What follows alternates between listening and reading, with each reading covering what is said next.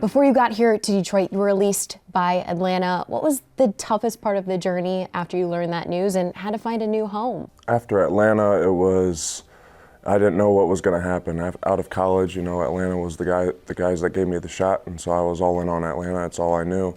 And then once that chapter of my life ended, it was up in the air who was going to take me. Is there anybody that's going to take me? And they've taken me with open arms, and love the players, love the coaches, love the culture. So.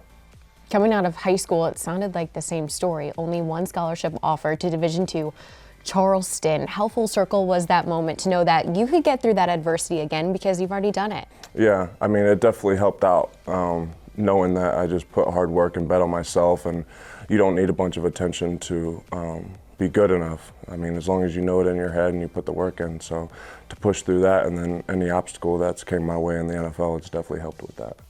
You had some adversity this season. You had a club, Coach Campbell likes to call it, on your right hand. What exactly were you dealing with mid-season? Yeah, just broke my thumb on a routine play, and we had to do some surgery, pin it back together, and then it was only safe to play with a big club on, and so that's what we did. We put the big club on, and I grew used to it, and I was cleared from it a couple weeks ago, but I've grown used to it, and it's been working, so I've been keeping it on.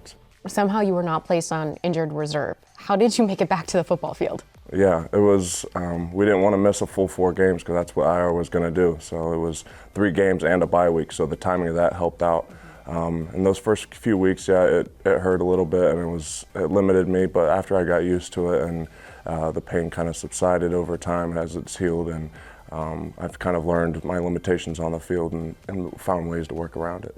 Your mission on the field affect the quarterback. You had 26 pressures in your first 3 seasons in the NFL. This season alone, 39 pressures. How do you possibly explain your production this season? The amount of time I've spent on the field, and I feel that I'm in my best position on the field. I'm playing end on 1st and 2nd down, and they're moving me on the inside and 3rd down. And I really haven't had that full opportunity yet in the NFL, so that's why I was able to produce. You and wife Brittany welcomed baby Emerson right before training camp started. Hard Knocks did a nice little feature on you guys. How much can we credit baby Emerson with your production this season? Yeah, I would say that there's a lot to do with Emerson with that.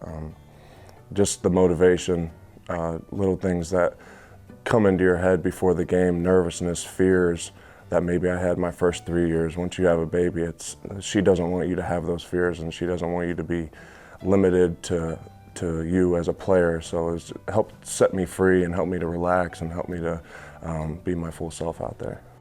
This defense is going up against one of the best quarterbacks to ever do it, Aaron Rodgers in Green Bay. How does your defense disrupt him all night long come Sunday night? Yeah, it's like I said, it's going to take everybody doing their job.